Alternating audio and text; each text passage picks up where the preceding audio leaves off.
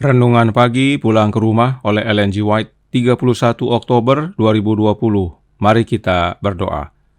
Bapa kami yang di sorga, Allah pencipta langit dan bumi, laut dan segala isinya, Allah yang maha besar, maha kuasa, sumber segalanya, yang kami sembah selalu melalui anak-Mu yang tunggal, Yesus Kristus.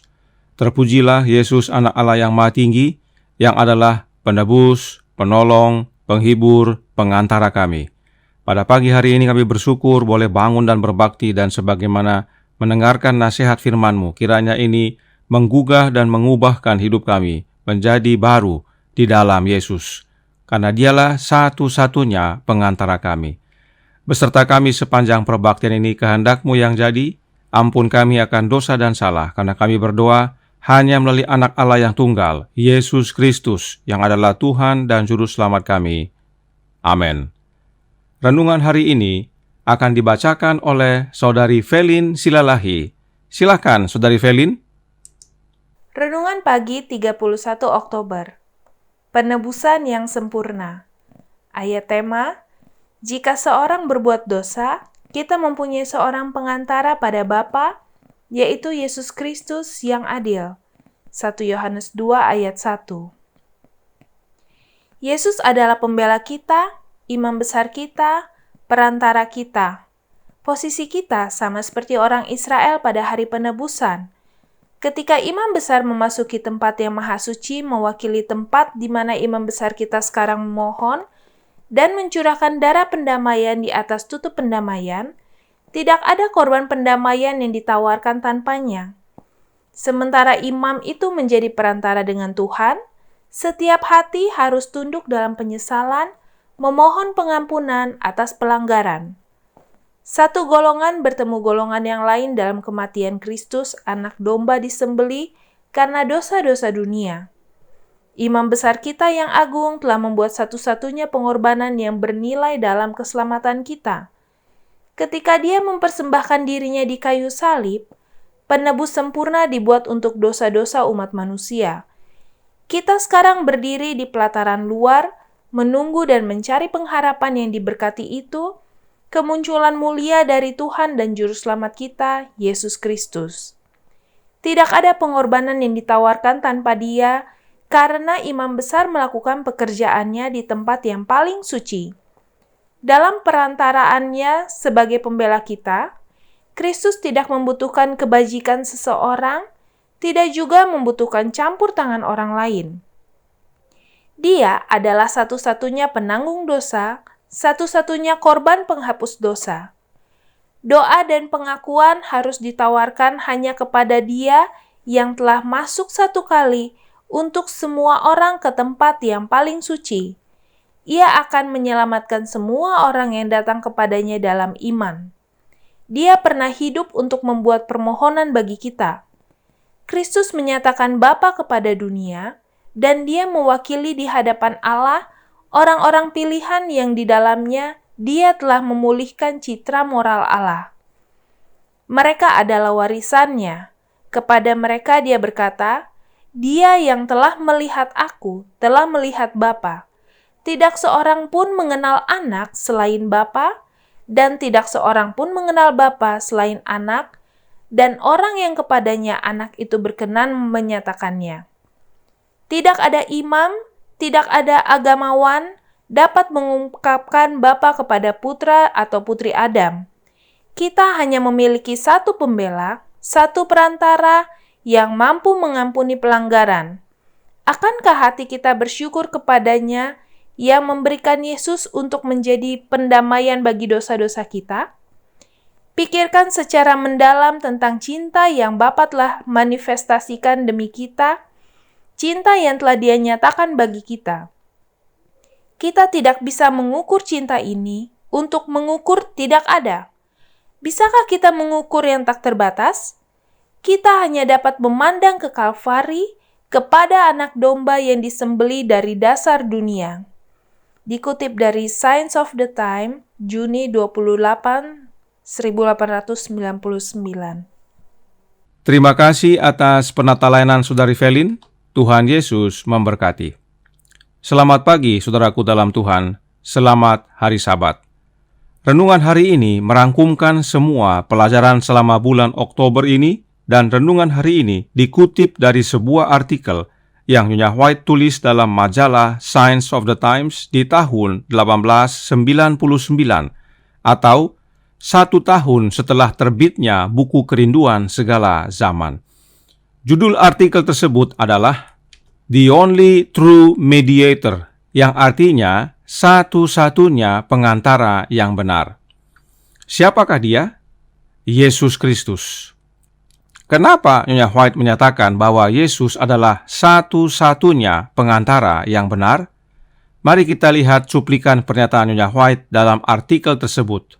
Yang pertama, dalam Science of the Times, Juni 28, 1899, paragraf 3, yang berbunyi, ketika dia mempersembahkan dirinya di kayu salib, suatu penebusan yang sempurna telah dibuat untuk dosa-dosa orang-orang. Kematian Yesus di kayu salib merupakan penebusan yang sempurna untuk dosa-dosa kita. Artinya, cukup, tidak perlu korban lainnya, sempurna. Itu sebabnya Yesus memenuhi syarat menjadi pengantara kita yang benar.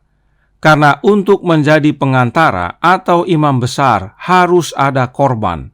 Dan Yesus bukan membawa korban domba, tetapi menyerahkan dirinya sendiri menjadi kegenapan semua lambang korban penebusan dosa.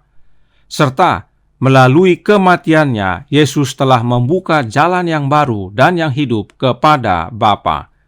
Ini pentingnya hubungan pengorbanan Yesus dan pengantara. Paulus menuliskan dalam Ibrani 7 ayat 27, yang tidak seperti imam-imam besar lainnya yang setiap hari harus mempersembahkan korban untuk dosanya sendiri, dan sesudah itu barulah untuk dosa umatnya, sebab hal itu telah dilakukannya satu kali untuk selama-lamanya ketika ia mempersembahkan dirinya sendiri sebagai korban. Dan Ibrani 10 ayat 20 menyatakan, karena ia telah membuka jalan yang baru dan yang hidup bagi kita melalui tabir, yaitu dirinya sendiri. Kemudian dalam artikel yang sama, Nyonya White mengutip ayat berikut ini sebagai dasar penting mengapa Yesus adalah satu-satunya pengantara yang benar. Matius 11 ayat 27 menyatakan, semua telah diserahkan kepadaku oleh Bapa-Ku, dan tidak seorang pun mengenal anak selain Bapa, dan tidak seorang pun mengenal Bapa selain anak, dan orang yang kepadanya anak itu berkenan menyatakannya. Yesus tidak hanya telah membuka jalan kepada Bapa, tetapi dia mengenal Bapanya dan Bapanya mengenal dia. Tidak ada pernyataan seperti ini di dalam Alkitab untuk siapapun kecuali untuk Yesus. Dan berdasarkan ayat ini, Nyonya White menjelaskan bahwa dalam Science of the Times Juni 28 tahun 1899 paragraf 8, tidak ada imam, tidak ada agamawan yang dapat mengungkapkan Bapa kepada putra dan putri Adam manapun. Manusia hanya memiliki satu pembela, satu pengantara yang mampu mengampuni pelanggaran. Perhatikan, Nyonya White menyatakan kita hanya punya satu pembela atau advocate dan satu pengantara atau intercessor. Nah, makna intercessor ini terdapat dalam ayat berikut ini. Roma 8 ayat 26 dan 27. Demikian juga Roh membantu kita dalam kelemahan kita, sebab kita tidak tahu bagaimana sebenarnya harus berdoa. Tetapi Roh sendiri berdoa untuk kita kepada Allah dengan keluhan-keluhan yang tidak terucapkan. Dan Allah yang menyelidiki hati nurani mengetahui maksud Roh itu, yaitu bahwa ia sesuai dengan kehendak Allah berdoa untuk orang-orang kudus. Berdasarkan ayat ini, saudara-saudara kita kaum Trinitas percaya bahwa ada oknum lain yang bukan Yesus, yang mereka sebut dengan panggilan Allah Roh, yang juga berperan sebagai pengantara. Sebab disebutkan bahwa Roh itu membuat pengantaraan atau intercession, atau diterjemahkan dalam bahasa Indonesia berdoa bagi umat Allah. Oleh karenanya, kaum Trinitas mengabarkan bahwa ada dua pengantara, yaitu Yesus, Anak Allah, dan Allah Roh Kudus. Sementara, Nyonya White menyatakan bahwa hanya satu intercessor atau pengantara, atau yang berdoa bagi kita kepada Bapa, yaitu Yesus Kristus. Pekabaran Nyonya White tidak sama dengan pekabaran kaum Trinitas. Perhatikan penjelasan Nyonya White tentang Roma 8 ayat 26 dan 27 berikut ini yang tertulis dalam manuskrip 1 tahun 1903 paragraf 16 berkata, "Demikian juga Roh membantu kita dalam kelemahan kita, sebab kita tidak tahu bagaimana sebenarnya harus berdoa, tetapi Roh sendiri berdoa untuk kita kepada Allah dengan keluhan-keluhan yang tidak terucapkan. Dan Allah yang menyelidiki hati nurani mengetahui maksud Roh itu, yaitu bahwa Ia sesuai dengan kehendak Allah berdoa untuk orang-orang kudus." Roma 8 ayat 26 dan 27. Marilah kita dalam pekerjaan hidup kita berusaha terus-menerus untuk menjawab doa Kristus, agar kita dapat dipersatukan dengan satu sama lain dan dengan Dia. Nyonya White mengutip Roma 8 ayat 26 dan 27 untuk menghimbau umat agar menjawab doa Kristus. Artinya, meski disebutkan Roh yang berdoa, tetapi itu sebenarnya Kristus itu sendiri yang berdoa. Dan kita menjawab doa Kristus agar kita bersatu dengan sesama dan dengan Kristus itu sendiri, bukan dengan yang lain. Benarkah Roh yang dimaksudkan adalah Yesus itu sendiri?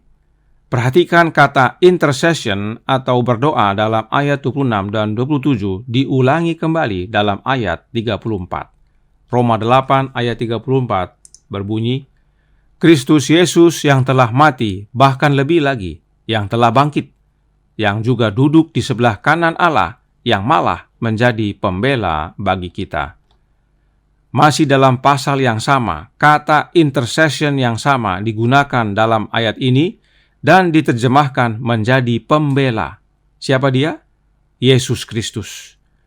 Jadi, ajaran Nyonya White selaras dengan Alkitab dan bertentangan dengan ajaran kaum Trinitas.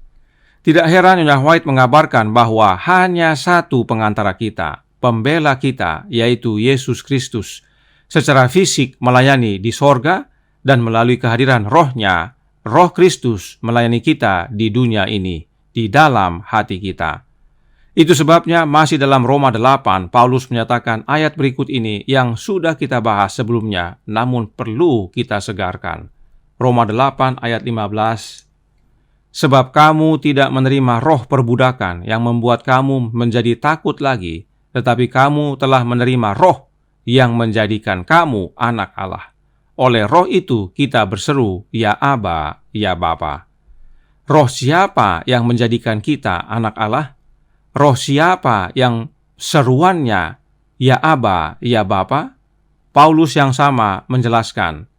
Galatia 4 ayat 6 berkata, "Dan karena kamu adalah anak, maka Allah telah menyuruh Roh Anak-Nya ke dalam hati kita yang berseru, ya Aba, ya Bapa." Roh yang menjadikan kita anak Allah adalah Roh Anak Allah. Dan Roh yang mempunyai seruan ya Aba, ya Bapa juga adalah Roh Anak Allah. Siapa dia? Yesus Kristus. Karenanya Roh Anak Allah adalah Roh Kristus itu sendiri. Jelas banget ya, saudaraku dalam Tuhan. Tidak heran Nyonya White menyatakan bahwa satu pengantara yang benar, yaitu Yesus Kristus. Kiranya ini menjadi himbauan bagi saudara-saudara kita, kaum Trinitas, yang masih bersikukuh bahwa ada dua pengantara. Bahkan dalam artikel sumber renungan pagi hari ini, Nyonya White juga mengutip ayat-ayat Alkitab berikut ini. Yang pertama, 1 Timotius 2 ayat 5. "Karena Allah itu Esa, dan Esa pula Dia yang menjadi pengantara antara Allah dan manusia, yaitu manusia Kristus Yesus." Dan yang berikutnya, 1 Yohanes 2 ayat 1. "Anak-anakku, hal-hal ini kutuliskan kepada kamu, supaya kamu jangan berbuat dosa. Namun jika seorang berbuat dosa, kita mempunyai seorang pengantara atau parakletos pada Bapa, yaitu Yesus Kristus yang adil. Ayat ini juga adalah ayat tema renungan hari ini. Ayat-ayat ini Nyonya White kutip untuk menekankan bahwa memang hanya satu pengantara kita yang benar, yaitu manusia Kristus Yesus. Dan jangan lupa, kata pengantara dalam 1 Yohanes 2 ayat 1 ini diterjemahkan dari kata parakletos yang sama untuk kata penghibur dalam Yohanes 14, 15, dan 16. Artinya, Yesuslah sang penghibur itu, yaitu melalui kehadiran Roh-Nya yang kudus. Nyonya White tulis semua ini di tahun 1899 dan di tahun 1903, atau setelah terbitnya buku Kerinduan Segala Zaman pada tahun 1898. Apakah Nyonya White berubah? Sama sekali tidak berubah. Perubahan terjadi setelah dia meninggal tahun 1915, dan yang berubah bukan Nyonya White, tetapi gereja. Sebagai penutup, Nyonya White menegaskan dalam Signs of the Times Juni 28 tahun 1899 paragraf 11. Pengantara yang agung menyampaikan permohonannya kepada Bapa. Tidak ada perantara yang datang antara orang berdosa dan Kristus. Tidak ada nabi yang mati, tidak ada orang suci yang dikuburkan, terlihat. Kristus sendiri adalah pengantara kita. Perhatikan ya, Kristus sendiri. Christ Himself, tidak ada yang lain. Jadi, kita tidak perlu pengantara lain untuk bisa datang kepada Yesus. Kita bisa langsung datang kepada Yesus sebab Dialah satu-satunya pengantara kita. Kristus sendiri adalah pengantara kita. Yesuslah satu-satunya jalan kepada Bapa. Yohanes 14 ayat 6. Inilah sebabnya Nyonya White mengabarkan bahwa hanya satu pengantara kita yang benar kepada Bapa, yaitu Yesus Kristus, Anak Allah. Kita bisa langsung datang kepada Yesus, dan di dalam Yesus kita bisa langsung kepada Bapa. Inilah sebabnya Yesus datang menjadi manusia, hidup benar di hadapan Bapa, mati menghukumkan dosa dalam daging, bangkit kepada kemuliaan, diurapi menjadi imam besar kita dan mencurahkan Roh-Nya agar lengkaplah jalan keselamatan itu. Kita yang tadinya terpisah dari Bapa karena dosa, sekarang di dalam Yesus telah dipersatukan kembali dalam Roh. Itulah sebabnya Yesus satu-satunya pengantara yang benar. Tidak ada yang lain. Tuhan memberkati. Saya bawa dalam nama Yesus. Amin. Mari kita berdoa. Bapa kami yang di sorga, Allah pencipta langit dan bumi, laut dan segala isinya, Allah yang maha besar, maha kuasa, sumber segalanya, yang kami sembah selalu melalui anak-Mu yang tunggal, Yesus Kristus. Terima kasih atas nasihat yang begitu baik bagi kami, merangkumkan semua pelajaran sepanjang bulan ini, bahwa Yesuslah satu-satunya pengantara kami. Dan saat ini adalah masa hari pendamaian. Kepada Yesuslah kami datang dan bukan kepada yang lain. Tolong kami ya Bapa, curahkan Roh anak-Mu dalam hati ini. Kehendak-Mu yang jadi, ampun kami akan dosa dan salah, karena kami berdoa hanya melalui anak-Mu yang tunggal, Yesus Kristus, yang adalah Tuhan dan Juru Selamat kami. Amin.